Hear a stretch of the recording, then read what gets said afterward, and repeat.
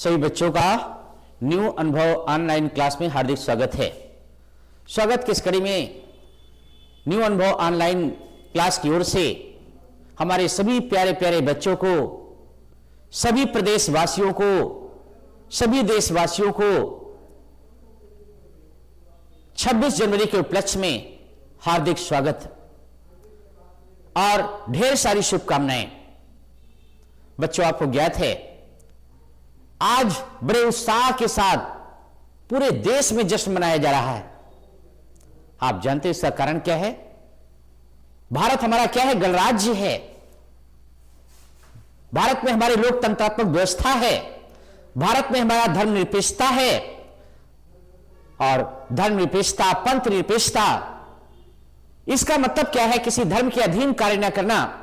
अर्थात हमारा देश विश्वास रखता है सभी धर्मों की आस्था पे, सभी धर्मों के सम्मान पे। आपको ज्ञात है हमारा देश तो आजाद हुआ था 15 अगस्त 1947 को, लेकिन पूर्ण रूप से आजाद नहीं था। पूर्ण रूप से आजाद कब हुआ? 26 जनवरी 1950 को पूर्ण रूप से आजाद हुआ और भारत गणराज्य घोषित हो गया। आपको मालूम है इसकी एक बहुत लंबी कहानी है। क्या लंबी कहानी यह कि भारत में संविधान की रचना हो चुकी थी और आपको मालूम है संविधान की रचना ऐसे नहीं हुई। लगभग 60 देशों के संविधान का अध्ययन करके विदेशी स्रोतों को भारत के संविधान में शामिल किया गया, जैसे मौलिक कर्तव्य, मौलिक अधिकार, भाषा बंद, केंद्र एवं राज्य के बीच शक्तियों का विभाजन और आपको मालूम प्रस्तावना। और आपको मालूम है, ध्यान दो, मौलिक अधिकार, मौलिक कर्तव्य, राज्य के नीति निर्देशक तत्व, इन सभी का समावेश मिलता है। और विदेशी स्रोतों के स्रोत के कारण आपको मालूम है जो भारतीय संविधान की रचना हुई, वो भारतीय संविधान की रचना की एक विशेषता रही कि विश्व का सबसे व्यापक एवं लिखित संविधान बना। विश्व का सबसे व्यापक एवं लिखित संविधान बना। आपको मालूम है कि ब्रिटेन के प्रधानमंत्री क्लेमेंट एटली ने कैबिनेट मिशन भारत भेजा। कब भेजा था? 24 मार्च 1946 को। और यहां भारत में विभिन्न आपकी समितियों से विचार विमर्श किया गया। विभिन्न प्रकार की समितियों से विचार विमर्श करके 6 दिसंबर 1946 को संविधान सभा का गठन किया गया, जिसके संवैधानिक सलाहकार बी.एन. राव थे। और 9 दिसंबर 1946 को अस्थायी अध्यक्ष डॉक्टर शशिदानंद सिन्हा को नियुक्त किया गया। और इसके बाद 11 दिसंबर 1946 को एक यशस्वी व्यक्ति जिसका नाम डॉक्टर राजेंद्र प्रसाद, उनको स्थायी अध्यक्ष नियुक्त किया गया। इसके पश्चात 13 दिसंबर 1946 को जवाहरलाल नेहरू ने उद्देश्य पुस्तिका प्रस्तुत की, जिसे हम प्रस्तावना भी कहते हैं, जिसे हम संविधान की कुंजी भी कहते हैं। यह क्या है?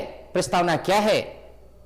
हम भारत के लोग भारत को एक संपूर्ण प्रभुत्व संपन्न समाजवादी पंथ निरपेक्ष लोकतंत्रात्मक गणराज्य बनाने के लिए तथा भारत में रहने वाले नागरिकों के सामाजिक, आर्थिक,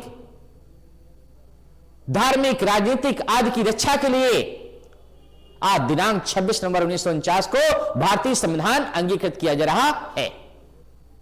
अर्थात 26 नवंबर 1949 को भारतीय संविधान का निर्माण हो चुका था और इसके निर्माण में 2 वर्ष 11 माह 18 दिन का समय लगा। 2 वर्ष 11 माह 18 दिन का समय लगा और लगभग 64 लाख रुपए खर्चा हुए। और इसके पश्चात इंतजार था 26 जनवरी का। 26 जनवरी को देखिए क्या है, आपका पूरी तरह से भारत में संविधान लागू हो गया। और जब भारत में संविधान लागू हो गया तो भारत एक क्या बन गया? गणराज्य बन गया। बच्चों, आपको ज्ञात है कि बड़ी हर्ष की बात है कि हमारा देश बहुत लंबे समय तक गुलामी की जंजीरों से जकड़ा रहा और उस गुलामी की जंजीरों से निकल करके बाहर आया। इसलिए क्या है, प्रत्येक वर्ष आपका 26 जनवरी 1950 को पूरी तरह से जश्न के साथ इस दिवस को मनाया जाता है। बच्चों, आपको ज्ञात है हमारे संविधान की विशेषता है। क्या विशेषता है? न्याय, समानता, स्वतंत्रता, बंधुत्व। न्याय का मतलब भारत में रहने वाले प्रत्येक नागरिक को न्याय मिले, वो चाहे गरीब हो, चाहे अमीर हो, चाहे छोटा हो, चाहे बड़ा हो। समानता, चाहे छोटा हो, चाहे बड़ा हो, सभी को क्या है? समानता का अधिकार मिले। आपको मालूम है आर्टिकल हमारी 14 कहती है, 14 कहती है, विधि के समान समानता। कानूनी रूप से हम क्या है? भारत में रहने वाला नागरिक, प्रत्येक आपका क्या है? प्रत्येक नागरिक कानूनी देश से समान है।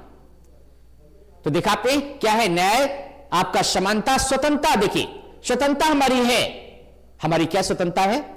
कि भारत में हम कहीं भी रहकर के व्यापार कर सकते हैं, कहीं भी हम मकान बना सकते हैं, कभी आपका स्वतंत्रता पूर्वक वहां पे निवास कर सकते हैं। तो देखिए न्याय, समानता, स्वतंत्रता और आपका लास्ट में क्या है? आपका बंधुत्व। ये हमारे भारतीय संविधान के 4 आदर्श होते हैं। बंधुत्व क्या है? बंधुत्व, हिंदू, मुस्लिम, सिख, ईसाई आपस में सब भाई भाई, ये बंधुत्व है। अर्थात भारतीय संविधान के 4 आदर्श हैं। आपको मालूम है भारतीय संविधान के निर्माणकर्ता, भारतीय संविधान के पितामह डॉक्टर बी.आर. अम्बेडकर, जिन्होंने 32 डिग्रियां हासिल की थी, उन्होंने भारतीय संविधान की रचना की और पितामह कहलाए। आपको मालूम है कि अनुच्छेद 32 को डॉक्टर बी.आर. अम्बेडकर ने भारतीय संविधान की आत्मा कहा था। अनुच्छेद 32 को क्यों? क्योंकि अनुच्छेद 32 के तहत सुप्रीम कोर्ट में 5 प्रकार की रिटें जारी की जा सकती हैं, 5 प्रकार की। और 226 के तहत, आर्टिकल 226 के तहत हाई कोर्ट में रिट डाली जा सकती है और दोषी व्यक्ति को दंडित किया जा सकता है। ये 5 प्रकार की रिटें क्या है आपका? जैसे बंदी प्रत्यक्षीकरण, परमादेश, उत्प्रेषण, प्रतिषेध और अधिकार परीक्षा। इस प्रकार से 5 प्रकार की रिटें जारी की जा सकती हैं आर्टिकल 32 के तहत सुप्रीम कोर्ट में, और आर्टिकल 226 के तहत हाई कोर्ट में दाखिल की जा सकती है और दोषी व्यक्ति को दंडित किया जा सकता है। हमारे भारतीय संविधान में बड़ी सुंदर व्यवस्था है। सुंदर व्यवस्था होने के साथ साथ कुछ दोष भी हैं। जैसे हमारा भारतीय संविधान क्या है? लचीला है।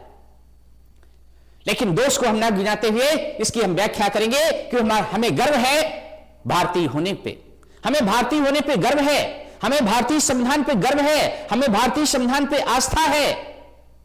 क्योंकि आप जानते हो क्या आस्था है कि आपका देखिए तमाम से विदेशी स्रोत लेकर के विश्व का सबसे व्यापक संविधान यदि कहीं का है तो वह है क्या? भारत है। अर्थात हमें भारत पे गर्व है। आप सभी बच्चों से हमारी गुजारिश है कि आप लोग क्या है? अपने मिशन को कामयाब बनाइए, इस नए वर्ष में सफलता प्राप्त करिए। कितना त्याग, मेहनत, लगन एवं धैर्य सफलता के 4 द्वार होते हैं। चारों को कब्जे में कीजिए, सफलता कदम चूमेगी, सफलता कदम चूमेगी, सफलता कदम चूमेगी। तो चलिए पुनः सभी बच्चों को, सभी प्रदेशवासियों को, सभी देशवासियों को 26 जनवरी की ढेर सारी शुभकामनाएं। इसी के साथ मिलते हैं नेक्स्ट वीडियो में।